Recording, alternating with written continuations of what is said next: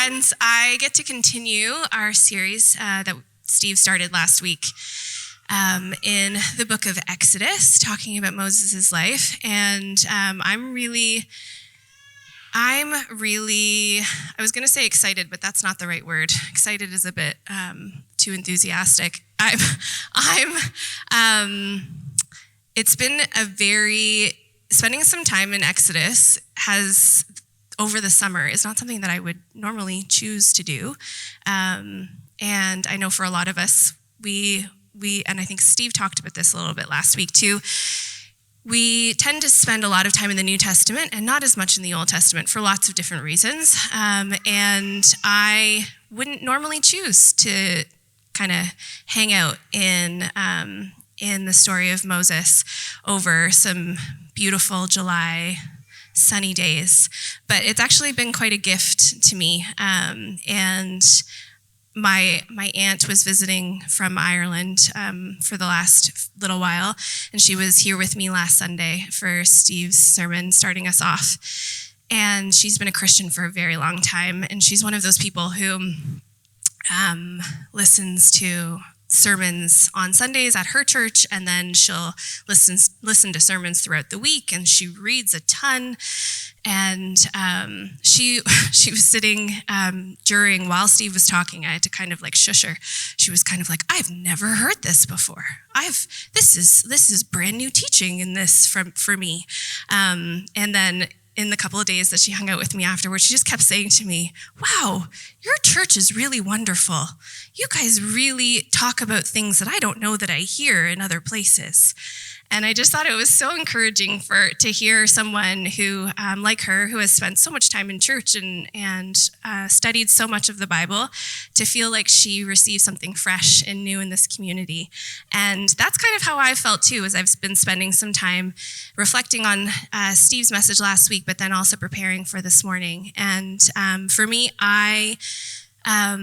summer is kind of this funny time. I don't know about where everybody's at, but I've got 3 kids and I work from home most of the time in the summer.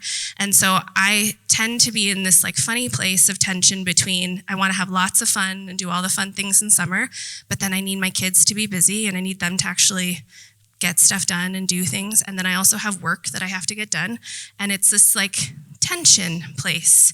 And this word tension is something that God has been just bringing me back to over this last year of sitting in this tension, sitting in this place of not trying to find linear answers for everything all of the time. And you might have heard me talking about that a little bit throughout this year. And this teaching, as we continue the story of Moses, came up again, this idea of tension and holding multiple things that are true at one time. And so we're going to be looking at this next part of Moses' life with this question of what happens when God gets our attention and asks us to go back toward places that we would rather avoid. And we're going to pick up from where Steve left off last week. We're going to dip into Exodus 2 a little bit, and I'm also just going to summarize some parts too. So feel free to follow along in your Bibles if you want to. But we're really going to land in Exodus 3. But up until then, I'm going to be kind of coming in and out and providing some summary. But we left off with Moses baby Moses is floating down the river last week and in a basket, and his sister Miriam is standing on the shore of the river, kind of keeping an eye out and just waiting to see, making sure that he's going to be okay. And we heard that Pharaoh's daughter saw this basket and saw the baby floating down the river and drew him out of the water. That's actually where his name comes from. It's the word Moses sounds like a Hebrew word for drawing out.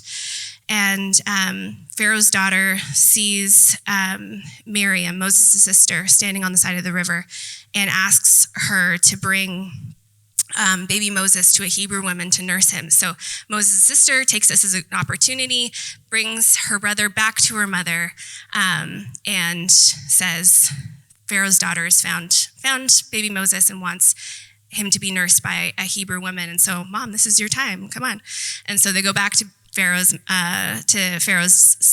daughter, and say, okay, this Hebrew woman is going to nurse baby Moses, and they make this arrangement. And so actually baby Moses ends up going back to live with his family of origin, with Miriam, his sister, and Jochebed, his mother. And we don't know for how long, but in Exodus 2, it says that he spent a few years being raised up in that house while he was nursing. And after a few years of living and being raised in that family home, Moses was returned to Pharaoh's daughter and to the house of Pharaoh. And then he lived most of his formative years within that privileged court of Pharaoh's house. And we can assume by a few other things that we'll talk about, but he knew that he was a Hebrew man living in the world of an Egyptian man, which is really interesting, and not what some of the, I don't know if we've all seen some of the Disney movies and other things, not how the story is always depicted, but the Bible is pretty clear that Moses himself had an idea, and we're not sure to what extent, but that he was Hebrew living an Egyptian life. In Exodus 2, verse 11, it says, one day after Moses had grown up, he went out to where his own people were and watched them at their hard labor. So that phrase, his own people, indicate that he knew that these Hebrew people were his people. And he watched them at their hard labor. He saw an Egyptian beating a Hebrew, one of his own people, again. And so that repetition of that phrase is really trying to let us know, yep, Moses knows that these Hebrew people are his people. Looking this way and that and seeing no one, he killed the Egyptian and hid him in the sand. And so Moses grew up with this understanding of who he was, and he held this tension of living in two worlds, two realities, two families, this Hebrew ancestry and culture that he would have had some understanding of after living in his family home for a few years anyways, and then the life that he had experienced growing up in the Egyptian household of Pharaoh. And the Bible doesn't give us any idea about Moses' feelings about any of that, about what that might have done to him holding those realities, and if that was difficult for him as a young person. But we know that he at least had some interest in those Hebrew origins, that he would be drawn out to go and look and watch his people and see what life kind of was like for them as they were working. So we read in that section that he became aware of the oppression of his people by watching this labor and seeing that how they were being treated by the Egyptian people. And in that, he ended up killing an Egyptian man that he witnessed abusing a Hebrew man, and he had hoped to keep it hidden. The Bible says that he looked right and he looked left, he looked all around, and to make sure that the coast was clear, and he buried the body in the sand, and then he went back home, and then the next day he woke up and he went out into the world. He wasn't hiding, but he went out into the world, and kind of as if he hadn't just killed a man, and kind of approached two Hebrew people again that were quarreling, and he ends up finding out that they were very aware that he had killed somebody. And all of a sudden he was struck with this reality of, oh no, it's not a secret, people know. And we don't know why Moses went out as if nothing had happened, if maybe that was from, like, in a sense of he's been used to this level of power and privilege and very little consequence, if he thought that he could just go about regular life, even if people had thought that he had done this, that maybe it wouldn't have any consequence, or if he just thought that he really did a great job of doing it in hiddenness and hiding it. But he was quite shocked to find out that that was not the case and that people were aware. And so he fled Egypt, fearing for his life from Pharaoh, and he left behind all of this privilege and power that he would have had as being raised in Pharaoh's court. And but not only did he leave behind all of the privilege and power and the world that he would have known in Pharaoh's court, he was also leaving behind the only Hebrew family that he would have had in Jochebed and in Miriam and in their family as well. And we don't have any idea if the connection, if Moses kind of spent any time. Some scholars think that it had to have been true that he would have kind of done both things. He probably would have had some time where he was able to connect with his Hebrew family. But even if that wasn't the case, just knowing that the family that he was born into and raised him were in Egypt would have been a lot for him to leave behind, on top of this other very privileged life that he enjoyed. And so we can also expect that being raised in the court of Pharaoh, that Moses probably had a pretty good idea of where his life was headed, that he probably knew exactly what the next few years were going to bring, if they were going to bring more power and more privilege, possibly some really great opportunities as far as kind of his rank and what he was going to be given responsibility to do. And it was probably pretty well mapped out for him. It was probably a lot of security and a lot of surety of knowing exactly what life was going to look like. And so all of this power, privilege, surety, assurance, the peace of just knowing that, you are going to be secure in your life. This is what Moses is leaving behind. And not just leaving behind, but in order to get out of the kind of power and grasp of Pharaoh in Egypt, he had to travel to Midian, which is 500 kilometers around. Would have taken him about 9 to 10 days by camel and on foot to get there. But that was the lengths, that was the actual physical distance that Moses felt he had to go to actually get out of the control of Pharaoh. So this was not close by enough to be able to still have access to his family or his friends or any of the people that he knew. It was a considerable distance that he was putting between himself and Pharaoh, and whatever consequences were waiting for him after committing murder in Egypt. But this was the distance that was necessary for Moses. And the Midianites, Genesis 25, verse 2, tell us that the Midianites were actually people who lived in the desert and were descendants of Abraham and his wife Keturah. And in Hebrews, we read that by faith, Moses, when he was grown up, refused to be called a son of Pharaoh's daughter, choosing rather to share ill treatment with the people of God. So by fleeing to Midian, Moses broke his relationship with his past and chose to leave Egypt behind him. And when Moses gets to Midian, he meets the daughters of a local high priest and shepherd named Jethro, or Reuel. The name Reuel, his name is probably actually Jethro, and Reuel is most likely indicating his role as a high priest. It means friend of God. And so Moses ends up defending the daughters of Jethro while meeting them at a well against some local shepherds who were mistreating them and abusing them. Moses keeps finding himself in these places of having to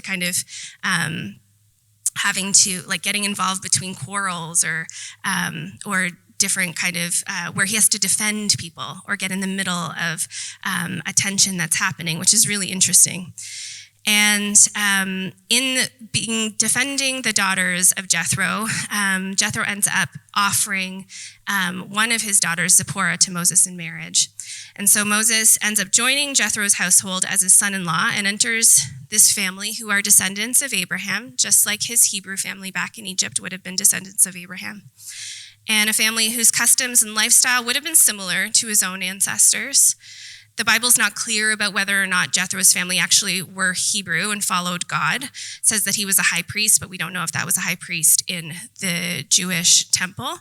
But we can know that as descendants of Abraham, that at some point, a lot of those customs and a lot of that culture would have been the same, whether they had deviated or not. But there would have been a lot of overlap, and there would have been a sense of familiarity to Moses between this new household in Jethro's home and his Hebrew family. And so going into this household, Jethro was a high priest. He was also a shepherd. And so Moses ends up learning how to become a shepherd as well in order to look after Jethro's sheep. So he learned the language of sheep. He went from this prince within Pharaoh's court to now this shepherd of sheep in the desert and wilderness, or at least on the fringes of the desert and wilderness in Midian. He learned how to listen for hunger and need and distress among the sheep, and how to communicate with them too, by calling them and warning them and consoling them, just like every shepherd would have to learn. He learned the language of the new land in Midian, the places that were places of nourishment and rest for the sheep as they grazed, as well as the places that would have been places to avoid because either they were too craggy or steep, or maybe there were places where predators might have been, or just places where visibility might not have been ideal and it would be hard to keep track of what the sheep were up to.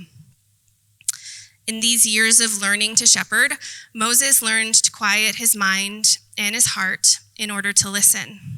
He learned to contemplate and to notice, to hear and to see. And at the same time, Exodus tells us that things back home in Egypt were not getting any better for the Hebrew people. Verse 23 says, during that long period, the king of Egypt died. The Israelites groaned in their slavery and cried out, and their cry for help because of their slavery went up to God. God heard their groaning, and he remembered his covenant with Abraham, with Isaac, and with Jacob. So God looked on the Israelites and was concerned about them. And then we can go into Exodus 3, where we're going to sit. And I'm just going to read all of these verses at one time, and then we'll chat about them. So Exodus 3 reads, now Moses was tending the flock of Jethro, his father-in-law, the priest of Midian, and he led the flock to the far side of the wilderness and came to Horeb, the mountain of God. There the angel of the Lord appeared to him in flames of fire from within a bush. Moses saw that though the bush was on fire, it did not burn up. So Moses thought, I'll go over and see this strange sight, why the bush does not burn up. When the Lord saw that he had gone over to look, God called to him from within the bush, Moses, Moses. And Moses said, here I am. Do not come any closer, God said. Take off your sandals, for the place where you are standing is holy ground. Then he said, I am the God of your father, the God of Abraham, the God of Isaac, and the God of Jacob. At this, Moses hid his face because he was afraid to look at God. The Lord said, I have indeed seen the misery of my people in Egypt. I have heard them crying out because of their slave drivers, and I'm concerned about their suffering. So I have come down to rescue them from the hand of the Egyptians and to bring them up out of the land into a good and spacious land, a land flowing with milk and honey, the home of the Canaanites, Hittites, Amorites, Perizzites, Hivites, and Jebusites. And now the cry of the Israelites has reached me, and I have seen the way the Egyptians are oppressing them. So now go. I am sending you to Pharaoh to bring my people, the Israelites, out of Egypt.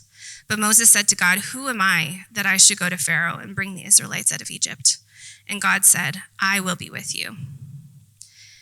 So Moses is just doing what he knows to do in life, in this life that he has in Midian. He's putting one foot in front of the other, learning to shepherd, not even for himself. These are somebody else's sheep, his father-in-law's sheep. He's caring for somebody else's livelihood and somebody else's the life that they've built themselves. And nothing that we read in these scriptures leads us to believe that Moses was dissatisfied with this life. He seems pretty okay to be doing what he's doing. Seems that he's accepted this new kind of stripped down and humble shepherding life. He's well outside of the power and the threat of Pharaoh, and probably tries not to think of all that he had to leave behind in order to stay alive and in order to make this new life work. He's trying to leave the past in the past and just put one foot in front of the other in Midian. But it's as he's going about a regular day, grazing the sheep near Mount Horeb, otherwise known in the Bible as Mount Sinai, Moses notices that this bush is on fire and it's not burning up. And it's so interesting to me that the author of Exodus makes it really clear to us that it's not that the bush is on fire that is what gets Moses' attention. Maybe a bush on fire in the desert is kind of semi-normal in Moses' world. It's actually that the bush is burning and not burning up, that there's no ashes created. There's no destruction here to this bush. And then also that Moses' reaction is apparently careful and intentional, and he has time to think and time to ponder the bush. The verse says, Moses saw that though the bush was on fire, it did not burn up. So Moses thought, I will go over and see this strange sight, why the bush does not burn up. Despite how I've heard this story so many times, and I think how it's been depicted so many times, the story of the burning bush is not this astonishing, it's not an astonishing kind of moment that causes and forces Moses to kind of end up with his face planted to the ground immediately. It's not something that, the Lord, it's not one of those stories where the Lord kind of causes this instant recognition of something supernatural happening, like we've read in other stories of how the Lord speaks. It reads to me like Moses could have walked away from this sight. Actually, it may have been strange, but it definitely didn't strike him down in the moment. He has to get closer to it to inspect it, to see why it's not burning up. He has to look at this critically and understand it. And that's what draws him in. Not that there's anything obviously supernatural or spiritual about it from the beginning. And then it's when Moses slows down and reflects on the bush and what is happening that he hears the Lord's voice calling his name. Moses, Moses. So Moses had been learning how to contemplate and listen in his life through shepherding, right? He'd been spending this time learning how to listen to the sheep and understand the sheep and learning how to communicate himself with the sheep. And he's been spending this time learning the land and listening to the land. So what does that word contemplation mean to us? You guys can call it out if you want to. What does contemplation mean to you? What does it mean to contemplate, or how do you contemplate? Yeah. Think deeply, yeah.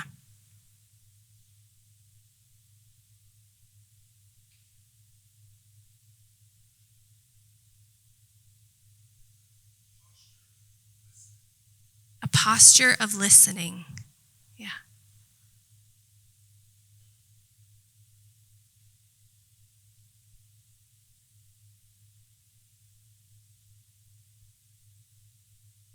Do you think that there's anything that we have to do in order to have that posture? Sorry? Shut out all distractions. Shut out all distractions, yeah.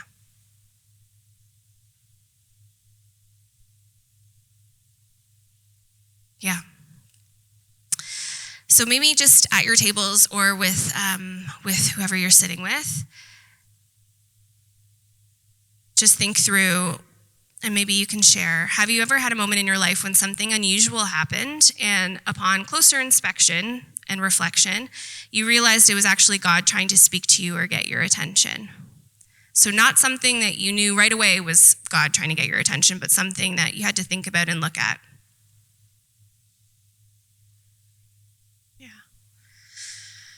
Yeah. I think that the idea of having a posture of listening, I hear that in your story, Sheila, and just knowing who you are too, that would be kind of a posture that we would hold as we're experiencing things that we feel like are challenging, or on the other hand are really amazing, that in all of those things that we would hold this posture of listening. The Center for Action and Contemplation says that contemplation is the practice of being fully present in heart, mind, and body to what is in a way that allows you to creatively respond and work toward what could be. And I really love that.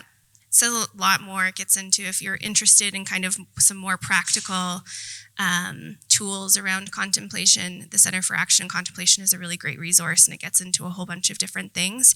But I thought that it's not really a definition, but that understanding of what contemplation is, that it's an engagement of your heart, your mind, and your body. And it's this acknowledgement of what is. So it's not an avoidance. Like we see in Moses' story, there is some avoidance happening for Moses. And I know, as somebody who has an avoidant attachment style, exactly what that can be like. But that it's not an avoidance of what is. It's not an avoidance of reality. It is acknowledging what is in a way that allows you to creatively respond and work toward what could be. And we're talking about something very different, I want to acknowledge, than what Moses was experiencing. It's not like Moses chose to go and take up shepherding in order to learn some ways of contemplation so that he would be prepared for when God called him.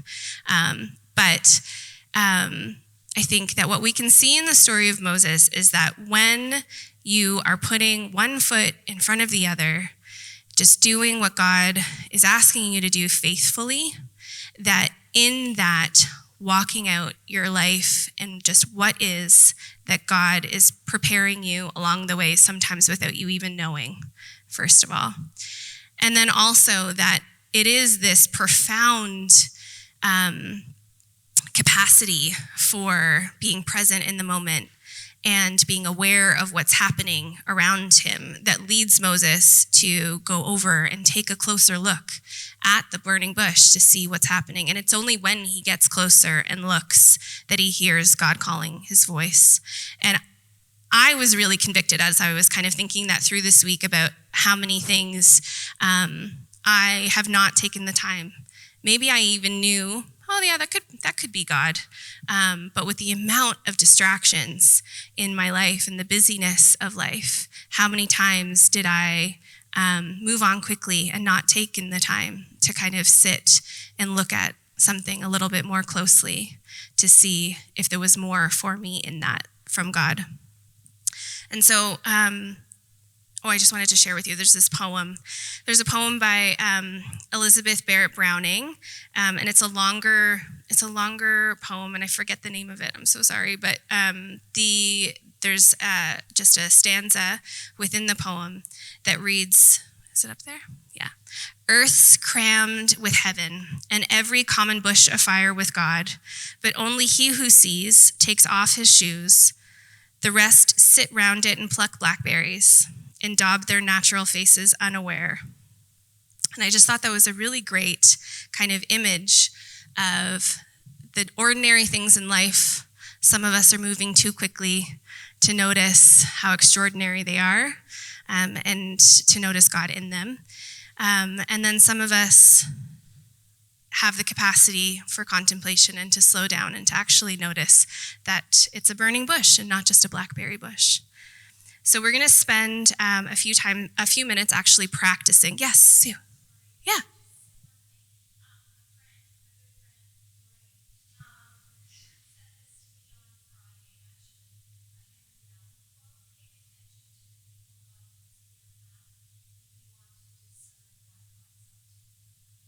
Oh, I love that.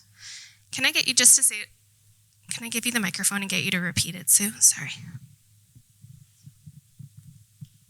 Thank you. From Henry Nouwen through Lorraine.